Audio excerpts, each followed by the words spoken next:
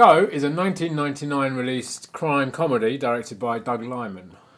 Yes, it sort of has three intersecting stories with various different characters. Quite Tarantino-esque, I suppose, but that's not unusual for a 90s movie. You've got some kids who work in a supermarket, played by Katie Holmes and Sarah Polley.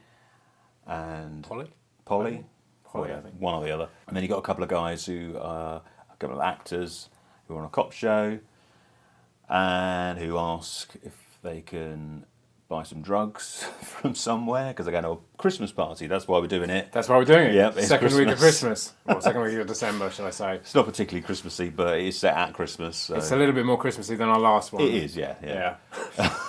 Most of it, all of it takes place at Christmas. Actually, there's a British guy who works with them as well in the supermarket, and he normally supplies them with their drugs. But he's gone off to Las Vegas, and that's another part of the story. You see parts of the film from different perspectives and things like that, and yeah, you see the same event. Like you see a telephone conversation from one person's perspective, and then later on in the film you see it from the other side. So there's various things like that. Yeah, so and it basically revolves around a drug deal going bad, and the drug dealer is played by Timothy Olyphant. Is that right? Yeah. That's right, yeah. Yeah, and that's it. It is, like I said, it's a 90s Tarantino-esque film that I'm sure you absolutely loved. Should I play nice? It's kind of like, it was in 1999, Pulp Fiction came out in, 94? I mean, it's kind of annoying. There's so many films that came out after Pulp Fiction. Everyone's like, oh, that's like Pulp Fiction. I mean, there was nothing else. I mean, I know that really obviously defined cinema at that point, and there were obviously lots of films that came after it, and a lot took from that. Yes, there's Pulp Fiction in here. To me, it actually felt like a cross between, it was like Pulp Fiction meets Dazed and Confused meets Freddy Got Fingered with a little bit of Very Bad Things thrown in there. I wasn't so keen on it, I have to say. I just found it a bit meh is the word I guess they use nowadays for things like this. It wasn't terrible at all. There was a couple of nice moments in there. I mean, Sarah Polley was great. I've always liked her performances. I think she's really good. I saw a film a few years ago with got Tim Robbins in. It's a really good film. He works on an oil rig, and there's an accident on this oil rig, and she played like a nurse who goes to look after him. Right. Something to do with words. It's a really good film, and that's the first time I saw her in anything. And she did some films before this. She's in a film called Last Night, which is a kind of end of the world type story set on New Year's Eve. It's a really good film. She's done some really interesting work, and I did read that she was not keen on doing this film at all, but there was like one line in it that convinced her she should do it. So, yeah. A lot of the cast members are from those kind of films, like there's that guy from Road Trip. There's a lot of, Meyer, that guy. There's a lot of those kind of characters and that kind of humour going on with a kind of Pulp Fiction sideline. I have to say what kind of annoyed me the most about the film was that it didn't feel like it got its subject matter. Right. So you've got this there's a drug deal in there, drug deal goes wrong, and they're going to like this rave, and there's a scene where her friend takes some ecstasy, and I've never taken ecstasy, but I was under the impression that ecstasy made you more kind of alert and confident, not stoned and worn out like you would do if you were taking other drugs. I just obviously ecstasy was a big drug over here in the 90s because we had the raves culture here, and I think that's possibly another thing. I mean, I certainly was never into the rave culture myself when I was that age, although some of the music was really good. But there's a film that came out in the 90s over here called Human Traffic, which was about the rave scene, and it's about a bunch of kids who kind of get to the end of the week and they go out to a party, and it's not like a big drug deal going on, but there is a drug guy in there played by Danny Dyer of all things, really good role actually, and but it kind of seems to understand the world it's trying to portray. It understands the drug scene, it understands the rave scene, understands all those things. This film, to me, didn't feel like it really understood that. And that, for me, kind of lets it down because I feel like they're trying too hard. They're trying to be too clever. Plus, American Pie humour, road trip humour is fine in the 90s, but 2018, what's that horrible scene in the strip club And it's just like, really, we're going there again. And it's a very 90s film. Yeah. There's some very good 90s films. This kind of lets down the 90s a little bit, I thought.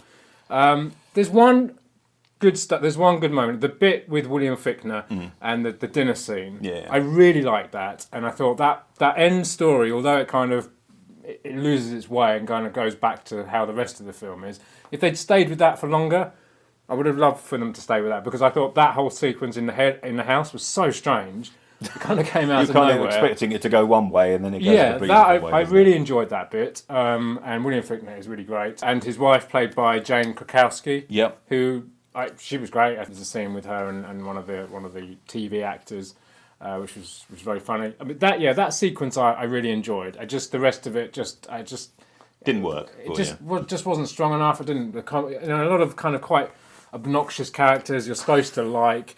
Not very. I mean, again, with Human Traffic, what's interesting, although I was never into that scene, the characters in there they're likable people. Are they? Have you seen it?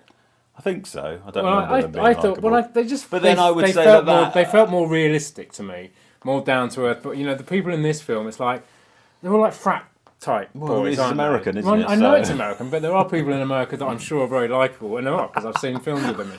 But just not this one. I just found it. Yeah, I mean, I would say Human Traffic was trading off Train Spotting quite heavily. I'm not saying it. I'm certainly not saying Human Traffic is a perfect, one of a kind film. It certainly is a not rip off, but it came after. So in this country, yes, it came after Train Spotting, and it's certainly heavily inspired by Train Spotting. I mean, you could say this one was maybe a little bit inspired by Train Spotting as well. All those films that came out in the 90s that obviously are the kings of that period. And this was directed by Doug Liman, who's obviously gone on to have he made Swingers, which I've never seen, which is like, apparently that's another one I'll probably hate. I've never seen it. I haven't seen it for a long time. It did irritate me slightly because Vince Vaughn's character is quite annoying. Right. But no, it is a good film, and I can understand why people like it. But then he goes on to make the Firstborn film, which is a great film. Yep. And did he do Edge of Tomorrow? Was that his? He did, yeah. Which is I saw that recently. I actually enjoyed that. Blimey, amazing, eh? And he did American Made recently with Tom Cruise as well. That's really good. I mean, that's based on a real life person, like a sort of drug runner.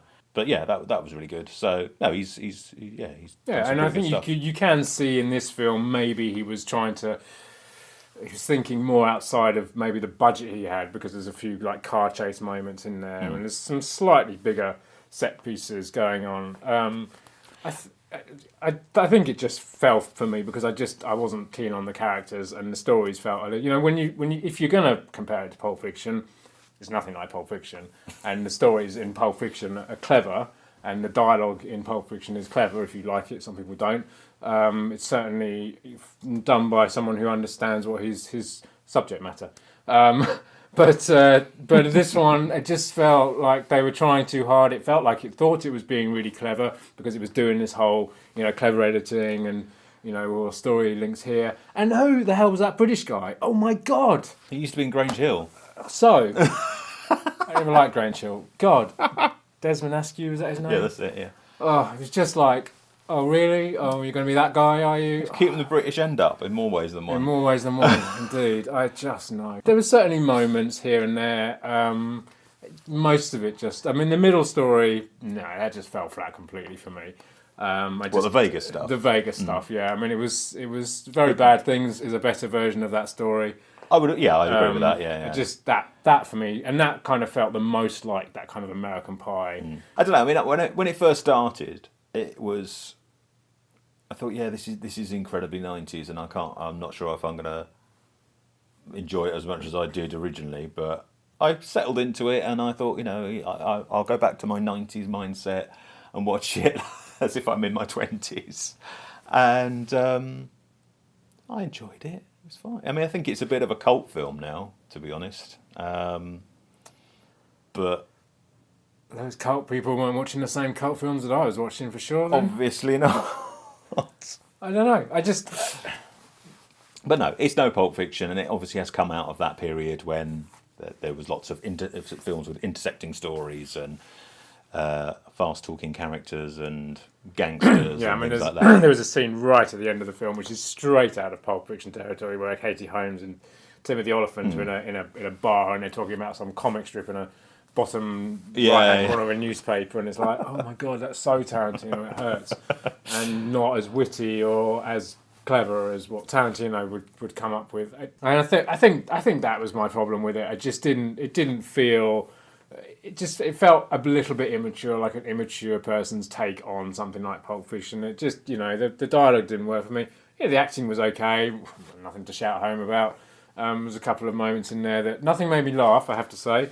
A couple of moments were okay. I did like the scene with William Fichtner. I thought that was a very good one. Did that make me? I think a couple of moments in that made me smile, actually. Woohoo! Yeah, there you go. And also, it's got the first screen role for Melissa McCarthy. Oh, that's right. Yeah, she plays I don't know who she played. She's just at a door. Yeah, somebody's roommate or something, isn't it? Yeah, that's right, because I recognised her. I was like, oh, that's... Because I knew she was in it. I just read she was in it. And... she's in it for like a minute. It didn't make me laugh, though. Well, good. It didn't make me laugh. But she was in it. She was good. Her role was... Her bit was quite... It was quite nice. It was quite a nice moment, actually. Anyway, should we talk about the DVD? Yes, let's. Is it on DVD? It is on DVD, yeah. Oh, yeah, DVD, yeah. Yeah. It's not hard to find on DVD. There is a Blu-ray, but I think in the US and the UK it's sort of out of print. I think the US one's probably easier to find and cheaper to find. UK, it's quite hard. That's it really, yeah, nothing. It's got deleted scenes and commentaries and stuff like that on it, the usual stuff, and music videos. I mean, this is back in the days when...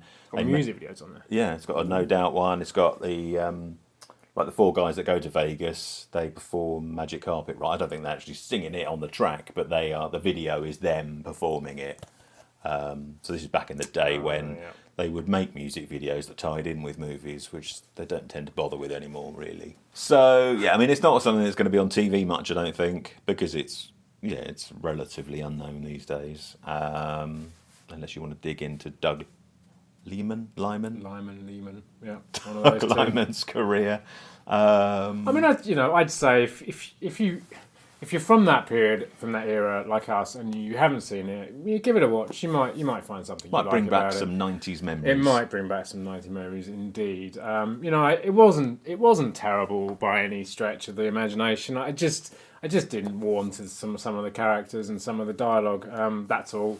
I loved Pulp Fiction and a lot of those other films that are kind of similar to that, and yeah, it didn't work for me in that way. Doug Liman went on to he's had a really good career. He's still working. The Bourne film that he did was really good. I mean, yeah, I don't think he's really made anything particularly terrible. I mean, I think a lot of people didn't like Mr. and Mrs. Smith. I don't know if you've seen that one with Brad Pitt and Angelina Jolie. No. Yeah, I mean, that was perfectly fine. I enjoyed that. But yeah, I don't think he's really had anything that's been terrible, from what I think. So he's doing well. Keep going, Doug. Yeah, I mean, I think there's stuff in this film that he's clearly, just trying some stuff out with, and so for that, go and give it a watch. It's not really aimed at 40-somethings, is it? Let's be honest. Well, no, and because did you see it when you were younger? Yeah, I saw it at the cinema, I think. Yeah. Okay, well, I didn't see it I never saw it before this week, and not in that place anymore. I suppose maybe that's probably why. Yes, had I seen it when haven't grown up since the 90s. I don't think. I don't think you have, no, which is fine. Had I seen it in '99, I probably would have still hated it. Still. So that was Go, and as always, if you enjoyed the video, let us know in the comments below. Yep, hit that subscribe button up there if you've liked what you've watched, and there's some other videos over there to check out. And come and see us on Twitter and Facebook. And make sure you come back next week for another video.